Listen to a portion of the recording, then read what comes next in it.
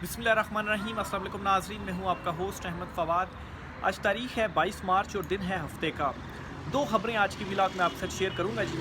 पहली ख़बर तो ये है कि इमरान खान साहब को आलमी सतह पर मज़ीद पज़ीराई मिल रही है और अमेरिका के बाद यूरोप भी इमरान खान साहब के मौक़िफ़ की हिमायत कर रहा है और कुछ डेवलपमेंट्स हुई हैं आलमी सतह पर, कुछ बड़े फ़ैसले लिए गए हैं और इन फ़ैसलों का जो दबाव है इस मौजूदा चुनतखब रजीम पर पड़ता जा रहा है। और अब इमरान खान साहब को महमूद अचकज़ई के ज़रिए NRO के लिए मनाने की जो कोशिशें हैं वो की जा रही हैं। कुछ एक्सक्लूसिव डिटेल्स आप सब में शेयर करूंगा कि आलमी सतह पर क्या बड़ी डेवलपमेंट्स हुई हैं, क्या तब्दीलियां हुई हैं और उसके नतीजे में यहाँ पर जो चुनतखब रजीम है ये महमूद अचकज़ई के ज़रिए क्या NRO लेने की कोशिश कर रही है अब इमरान खान साहब से, आपके साथ शेयर करूँगा। और दूसरे नंबर पर नाज़रीन, बलूचिस्तान में जो कुछ कल से हो रहा है, पहले बच्चों के हवाले से डिटेल्स आई कि उनको जो है वो वहाँ पर फायर जो है वो किया गया और बच्चे जो है वो वहाँ पर शहीद हुए और फिर उसके बाद महारंग बलोच जो हैं उनको अरेस्ट कर लिया गया और कोई पता नहीं है कि वो कहाँ पर हैं। ये सारा मामला क्या है, BBC ने इस पर कुछ रिपोर्ट्स किया है 13 नामालूम कब्रों के हवाले से। इसकी भी कुछ डिटेल्स हैं, वो भी आपके साथ शेयर करूँगा। सबसे पहली बड़ी ख़बर जी, इमरान खान साहब के मौक़िफ़ को आलमी पज़ीराई जो है वो मुसलसल मिल रही है अमेरिका के बाद अब यूरोप से भी। अमेरिका में तो ज़ल्मे खलीलज़ाद जो हैं वो तो खुलकर इस पर ट्वीट्स भी कर रहे हैं और ज़ल्मे खलीलज़ाद के हवाले से आपको बताता चलूँ कि अभी हाल ही में जो मुज़ाकरात हुए हैं तालिबान के साथ और जो अमरीकी शहरी उन्होंने तालिबान के कब्ज़े से जो है वो मुज़ाकरात के नतीजे में वापस किया गया अमेरिका को, तो और फिर इसके अलावा बराह रास्त जो अमेरिका की ये टॉक्स हुई हैं इसमें बिल आखिर जो तालिबान है वो असलहा वापस करने पर और जो एक एयर बेस थी वो देने पर अमेरिका को राज़ी भी हो गया है। तो ये एक बहुत बड़ी जो डेवलपमेंट है जी वो हुई है और इस डेवलपमेंट को उस तरह से बताया भी नहीं जा रहा। और इस डेवलपमेंट के नतीजे में हो क्या रहा है कि जो एक थ्योरी थी ना जी कि हम अमेरिका की मदद करेंगे आप उनको असलहा वापस दिलवाने में और फिर उसके बदले में हम जो डॉलर्स हैं वो लेंगे और अफ़गानों से दोबारा से जो जंग है वो लड़ेंगे और दहशतगर्दी के ख़िलाफ़ जंग लड़ेंगे, तो ये थ्योरी अब फ्लॉप हो गई है क्योंकि अफ़गानिस्तान जो है या जो तालिबान है वो लेट गए हैं अमेरिका के आगे और उनकी जो शराइत है वो भी उन्होंने कबूल कर ली है। एक तो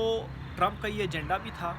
कि यूक्रेन और रूस जो वार थी उसने वो ख़त्म करवानी थी और इस खित्ते के हवाले से भी उसका ये साफ़ मैसेज है और उसने अपनी पॉलिसी वाज़े कर दी है कि अमन होगा, कोई जो जंग है वो मैं नहीं छेड़ूंगा। अब इस तनाज़ ये तो अमेरिका से डेवलपमेंट हुई है। अब यूरोपियन कंट्रीज़ से क्या जो डेवलपमेंट है वो हो रही है ये आपके सामने रखता हूँ जी। नॉर्वे यूरोप का एक मुल्क है जी और इसने भी अफ़गानिस्तान के साथ अपने जो राब्ते हैं वो बहाल कर लिए हैं और ये अफ़गानिस्तान को तस्लीम करने जा रहा है बहुत जल्द। इसमें जो एक डेवलपमेंट हुई है वो ये हुई है कि सिफारती सतह पर इसने अफ़गानिस्तान को तस्लीम कर लिया है और जो अफ़गानिस्तान का नुमाइंदा है एक उसे जो सिफारती स्टेटस है अपने मुल्क के अंदर वो दे दिया है।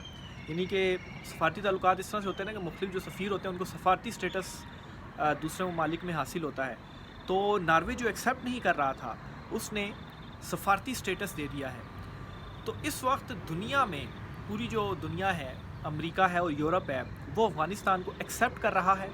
और सियासी उनके साथ जो मामलात हैं जी वो तय किए जा रहे हैं और सिफारती हल जो है वो निकाला जा रहा है, बल्कि निकल चुका हुआ है। और दूसरी तरफ से जो तालिबान है उनकी तरफ से भी कोई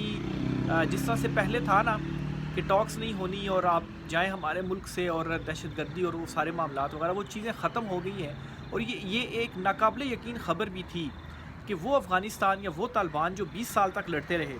इसी वो जो एयर बेस दे दी गई है और उसी असले से लड़ रहे थे, तो वो उन्होंने उस वक्त सरेंडर कर दिया जब अमेरिका जो है वो अफ़गानिस्तान से निकल गया। और दूसरी तरफ हम जो है वो क्या कर रहे हैं और हमारी पॉलिसीज़ क्या हैं, हम जो है वो सफारती हल नहीं निकाल रहे। लेकिन और इमरान खान साहब क्या कह रहे थे, इमरान खान साहब की और अली अमीन गंडापुर ने इस हवाले से इंटरव्यू दे दिया कि किसी सूरत जो ऑपरेशन है वो हम नहीं करने देंगे अफ़गानिस्तान के हवाले से या KP के अंदर जो दहशतगर्दी से मुतलिक जो ऑपरेशन है, क्योंकि ये इसका हल नहीं है। जो हल है वो इसका टॉक्स है। हाँ, इंटेलिजेंस बेस्ड जो ऑपरेशन है वो अभी भी चल रहे हैं और वो बेशक आप आगे चलाते रहें, वो ठीक है, वो एक अलग इशू है, लेकिन ऑपरेशन किसी सूरत इसका जो हल है वो नहीं है। और ये वो इमरान खान का मौक़िफ़ है जिसे अब दुनिया मान चुकी है और इमरान खान ने 20 سال پہلے جب امریکہ آیا تھا نا افغانستان، اس وقت کہا تھا کہ یہ آپریشن اس کا حل نہیں ہے، افغانستان کو امریکہ کو جانا پڑے گا، اور وہ سپر پاور ہو کے وہاں سے نکلا ہے۔ اور اب تو خیر آپ کیسے چیزوں کو آگے لے کر چلیں گے، اب تو جو ایک امریکی حمایت حاصل کرنے کی کوشش کی جا رہی تھی نا، وہ حمایت بھی اب آپ کو نہیں ملے گی، کیونکہ جو براہ راست مذاکرات ہو رہے ہیں اس میں اگر وہ پیس ہو گیا تو آپ کے تھرو وہاں پر کیوں جو جنگ ہے وہ چھڑی جائے گی۔ تو یہ ایک بہت بڑی ڈیولپمنٹ ہے، ایک بہت بڑا عمران خان صاحب کا جو موقف تھا جی، اس کو پذیرائی ملی ہے امریکہ کے بعد اب یورپ سے بھی۔ اور پھر اوپر سے کیا ہو رہا ہے جی کہ یہ ایک عالمی جو دباؤ بڑھ رہا ہے، اس کے نتیجے میں جی اب خبر یہ آئی ہے کہ محمود خان اچکزئی، ان کے ذریعے عمران خان صاحب سے جو NRO ہے وہ لیا جائے گا۔ یہ انصار عباسی صاحب ہیں، یہ جرنلسٹ ہیں جی، انہوں نے یہ خبر کی ہے، اور یہ کیا کہتے ہیں یہ ذرا سنیے گا۔ عمران خان اسٹیبلشمنٹ کے ساتھ محاذ آرائی کا خاتمہ، پاکستان تحریک انصاف کا اتحادیوں سے رابطہ، محمود اچکزئی سے کہا گیا ہے کہ وہ عمران خان کو قائل کریں کہ وہ ماحول کو ٹھنڈا کرنے میں کردار ادا کریں۔ اب یہ الفاظوں پر غور کیجیے گا، محمود اچکزئی سے کہا گیا ہے، کس نے؟ طاقتوروں نے، کہ عمران خان صاحب کو آپ قائل کریں اور ماحول کو ٹھنڈا کریں، یعنی کہ جو ایکسٹریم لیول کے اوپر اس وقت ہمارے آپس جو معاملات چلے گئے ہیں، یہ عمران خان صاحب سے کہیں اس کو ٹھنڈا ہونے دیں، اور اس کے نتیجے میں آپ کی رہائی بھی ہو جائے گی، پارٹی بھی جو ہے وہ آپ کی ریلیکس ہو جائے گی، آپ کو اجازت بھی مل جائے گی، لیکن اس کے بدلے میں آپ ماحول کو ٹھنڈا کریں، اور آپ یہ نہیں کریں گے کہ آ کر اقتدار میں پھر جو ہے وہ ہم سے آپ ہمارے اوپر ہاتھ ڈالیں گے۔ مطلب بیسک پیچھے مقصد یہی ہے۔ تو کیا جی عمران خان صاحب کی یاد ستانے لگ گئی ہے؟ کیونکہ عمران خان تو ڈٹا ہوا ہے، اور عمران خان جو ہے وہ کسی صورت پیچھے ہٹ نہیں رہا، قوم جو ہے وہ اس کے ساتھ کھڑی ہوئی ہے، اور اب جی محمود اچکزئی کے ذریعے NRO لینے کی کوشش ہے۔ اب محمود اچکزئی کے حوالے سے بھی بتاتا چلوں، عمران خان صاحب نے کچھ دن پہلے ان کی تعریف بھی کی اور ان کے فیصلے کی بھی حمایت کی، جو سلامتی کمیٹی اجلاس میں نہ جانے کا فیصلہ تھا۔ PTI کی قیادت تو ڈیسائیڈ کر چکی ہوئی تھی جی کہ ٹھیک ہے ہم جاتے ہیں، لیکن سوشل میڈیا کے پریشر کے بعد پھر ان کو پیچھے ہٹنا پڑا، اور محمود اچکزئی نے یہ جو اناؤنسمنٹ ہے وہ کی۔ تو ایک طرح سے گڈ بکس میں عمران خان صاحب کے یہ آئے محمود اچکزئی، اور عمران خان صاحب نے ان کے فیصلے کی بھی حمایت کی اور کہا جی کہ اچھا فیصلہ انہوں نے کیا وہاں پر نہ جا کر۔ تو اب محمود اچکزئی سے کہا جا رہا ہے جی کہ آپ عمران خان صاحب کے ساتھ رابطہ کریں اور عمران خان صاحب کو ٹھنڈا کرنے کی کوشش کریں۔ تو عمران خان صاحب نے ایک بات کہہ دی ہوئی ہے، NRO جو ہے وہ کسی صورت نہیں ملے گا، جو میری ذات کے اوپر جو کچھ آپ نے کیا اس کی معافی مل جائے گی، لیکن یہ نہیں ہوگا کہ میں NRO دے دوں یا اپنی حقیقی آزادی سے پیچھے ہٹ جاؤں۔ آپ کو بیرکوں میں واپس جانا پڑے گا، اور جمہوریت بحال کرنی پڑے گی، مینڈیٹ واپس کرنا پڑے گا، اور یہ جو منتخب رجیم ہے اس کو ریورس ہونا ہی ہونا پڑے گا، اور پھر اس کے بعد ان کا جو احتساب ہے وہ بھی ہوگا۔ تو یہ جی ایک بہت جو بڑی ڈیولپمنٹ ہے جی وہ ہوئی ہے، اور محمود اچکزئی کے ذریعے یہ جو رابطہ ہے جی وہ اب کیا جائے گا۔ پھر اسی طرح سے رانا ثناء اللہ جو ہیں، انہوں نے دو مختلف جو بیانات ہیں وہ دیے ہیں۔ وہ انہوں نے کیا دیے؟ ایک تو وہ یہ کہتے ہیں کہ عمران خان اگر 9 مئی کے واقعات پر صدقے دل سے معافی مانگ لیں تو رہائی ممکن ہو سکتی ہے۔ یہ رانا ثناء اللہ کی جانب سے جو ایک گفتگو ہے وہ کی گئی ہے۔ عمران خان اگر 9 مئی کے واقعات پر صدقے دل سے معافی مانگ لیں تو رہائی ممکن ہو سکتی ہے، یعنی کہ 9 مئی کے ایشو کے اوپر بھی اب کہا جا رہا ہے کہ عمران خان اگر معافی مانگ لیتے ہیں، یعنی کہ اس سے کیا ہوگا کہ ایک سیف ایگزٹ ہمیں مل جائے گا کہ عمران خان نے معافی مانگ لی ہے 9 مئی کے اوپر، اور اس وجہ سے عمران خان نے ڈیل کر لیا اور اس کی جو رہائی ہے وہ ممکن ہو گئی ہے۔ تو عمران خان کہتے ہیں کہ ہم نے کچھ کیا ہی نہیں، تو معافی میں کس بات کی مانگوں؟ آپ جوڈیشل کمیشن بنا لیں، صاف شفاف تحقیقات کریں، جو ذمہ داران ہیں جو کچھ ثابت ہوگا اس قانون کے مطابق آپ جو کارروائی ہے وہ ٹھیک ہے آپ کر لیں، معافی کس چیز کی؟ لیکن یہ کیوں کہا جا رہا ہے عمران خان صاحب سے بھئی کچھ ہمیں بھی تو سیف ایگزٹ ملے، ہم بھی تو کوئی اپنی ساکھ کو بحال کریں، لیکن عوام کو سب کچھ معلوم ہے، اور عمران خان اس معاملے کے اوپر کبھی جو NRO ہے وہ نہیں دیں گے۔ پھر ایک اور بیان بھی دیتے ہیں جی رانا ثناء اللہ، وہ کہتے ہیں جی کہ اگر آپ چاہتے ہیں کہ عمران خان کی پے رول پر رہائی ہو اور تمام پارٹیز مل بیٹھ کر کوئی فیصلہ کریں تو ٹھیک ہے، ہم اس کے اوپر تیار ہیں، آپ درخواست دے دیں۔ PTI والوں کو کہہ رہے ہیں کہ درخواست دے دیں کہ عمران خان کی پے رول پر رہائی کر دیں، میں بھی وزیر اعظم سے کہوں گا کہ یہ درخواست ایکسیپٹ کر لی جائے۔ اب آپ کو یاد ہوگا کہ ایک مرتبہ پہلے جب حکومت اور PTI کی کمیٹیاں بیٹھی تھیں مذاکرات کرنے کے لیے،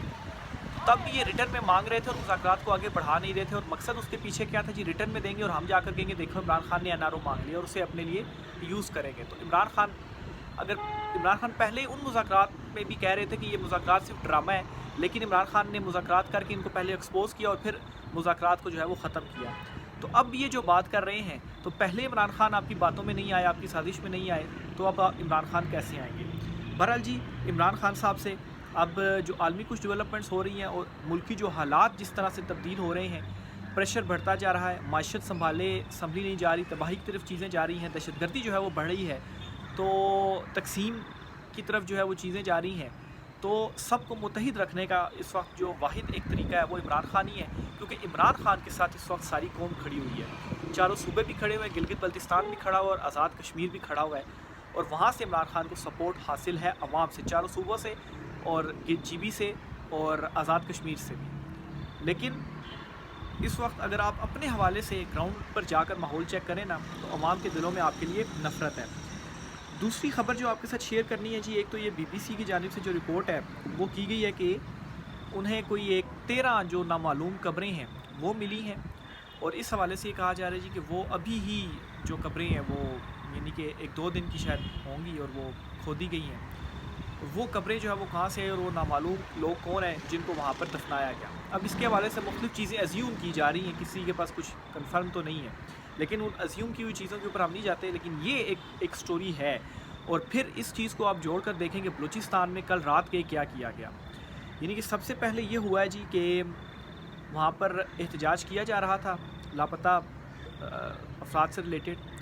اور وہاں پر جس طریقے سے فائر کیے گئے اور وہاں پر کچھ شہادتیں بھی ہوئیں اور کچھ لوگ جو ہیں وہ زخمی بھی ہوئے۔ اب وہ جو جنازے تھے ان کی جو فیملیز تھی اور دیگر لوگ تھے وہ دوبارہ سے رکھ کر بیٹھے اور انہوں نے احتجاج کیا، اور احتجاج میں انہوں نے کیا کہا جی کہ جو وہاں پولیس کے افسران ہیں اور جو وزیر اعلیٰ ہیں بلوچستان، وہ پہلے تو ان کے اپنے عہدوں سے ہٹایا جائے اور اس کے اوپر انکوائری وغیرہ ساری ہونی چاہیے، اور ہمارے جو لوگ آپ نے لاپتہ کیے ہوئے ان کو آپ واپس دیں، یہ ان کے مطالبات ہیں۔ تو وہ جو جنازے رکھے گئے اور احتجاج کیا گیا، تو تب ان جنازوں کے وہاں پر بھی جو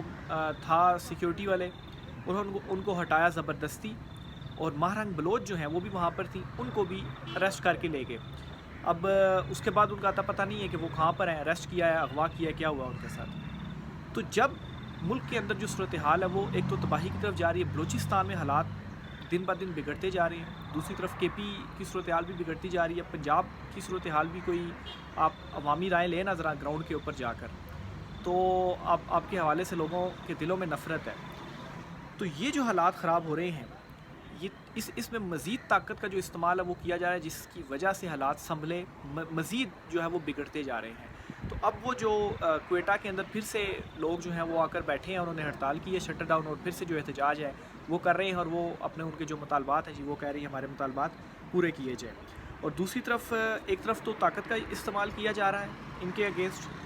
اور دوسری طرف یہ کیا جا رہا ہے کہ جو جعفر ٹرین والا سانحہ ہوا ہے، اس سانحے کے بعد ابھی تک جعفر ٹرین جو ہے وہ دوبارہ سے بحال نہیں کی گئی، یعنی کہ یہ کوئٹہ اور کراچی اور کافی شہروں کو جو ہے یہ ملاتی ہے، اور یہ کافی لمبا اس کا روٹ ہوتا ہے، بہت سارے لوگ سفر بھی کرتے ہیں۔ چلیں فی الحال ہم یہ نہیں کہتے کہ لوگ چلیں کوئی الٹرنیٹ وے یوز کر لیں گے، بس یوز کر لیں گے، گاڑیاں یوز کر لیں گے سفر کے لیے،